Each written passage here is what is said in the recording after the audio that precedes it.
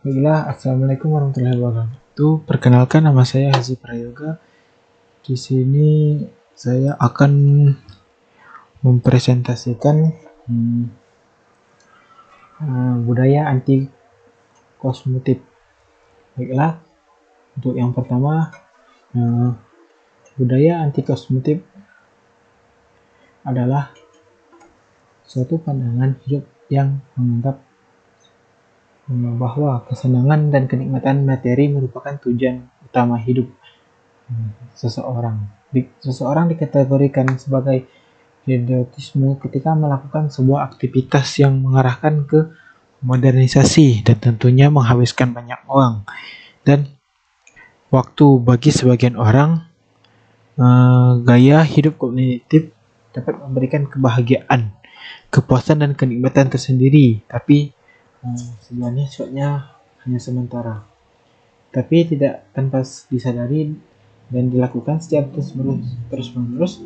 Gaya hidup ini dapat membuat kesehatan, keuangan, dan mental kamu kurang baik. Baiklah, untuk selanjutnya, di sini ada ciri-ciri orang yang memiliki gaya hidup konsumtif.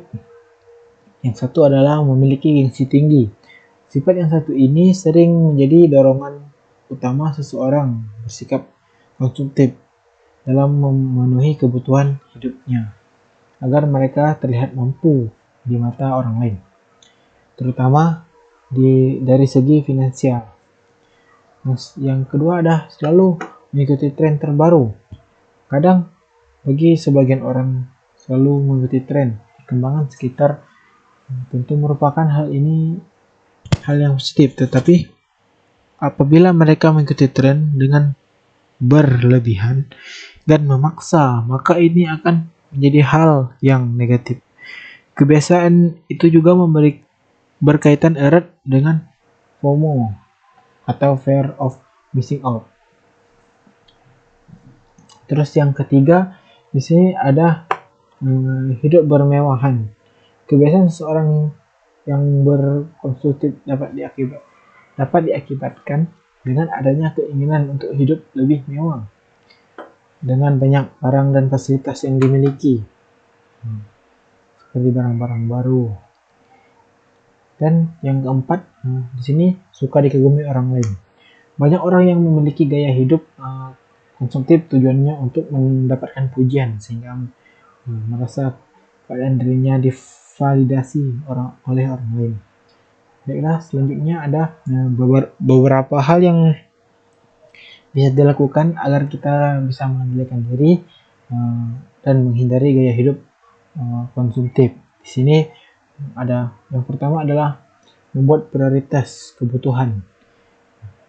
Langkah awal untuk menjauhi gaya hidup hedon adalah dengan menyusun daftar kebutuhan prioritas. Buatlah daftar prioritas tersebut, kemudian tanamkan dalam pikiran bahwa kamu harus lebih memprioritaskan hal tersebut daripada lainnya. Jadi, ketika timbul hasrat membeli sesuatu di luar kebutuhan, kamu bisa lebih berpikir tentang apakah barang tersebut masuk dalam daftar prioritas atau hanya keinginan belaka. Terus di sini yang kedua, menabung dan investasi. Untuk orang yang memiliki gaya hidup konsumtif, biasanya sangat sulit untuk menabung ataupun investasi karena sebagian besar penghasilannya dialokasikan untuk memenuhi gaya hidupnya. Padahal menabung dan investasi sangat penting untuk memenuhi kebutuhan jangka pendek maupun jangka panjang, seperti biaya pendidikan anak, biaya DP rumah, atau persiapan dana pensiun. Menabung itu tidak harus dalam jumlah banyak. Kamu bisa menyisihkan 10-30% dari penghasilan per bulan. Oke, selanjutnya minimalkan penggunaan kartu kredit. Hal terpenting yang benar-benar harus kamu ingat adalah kartu kredit merupakan alat pembayaran, bukan alat utang. Gunakanlah kartu kredit dengan baik dan manfaatkan promo ataupun diskon yang diberikan oleh bank penyedia kartu kredit agar pengeluaran kamu bisa lebih hemat. Jangan malah terhayu dengan membeli barang-barang yang tidak esensial dengan kartu kredit. Oke, yang selanjutnya kurangi cuci mata offline ataupun belanja online. Jalan-jalan dan cuci mata kini tidak hanya bisa dilakukan di mall. Semenjak pandemi ini, godaan belanja online juga lebih besar karena butuh effort banyak saat belanja. Tapi justru hal ini bisa memicu gaya hidup hedon. Niat awalnya hanya sekedar cuci mata virtual, banyak loh yang berakhir dengan check out belanjaan. Sebenarnya boleh saja belanja online, asalkan barang tersebut merupakan kebutuhan, bukan sekedar iseng, dibelikan karena lucu ataupun diskon. Dan yang terakhir di sini beramal atau bersedekah.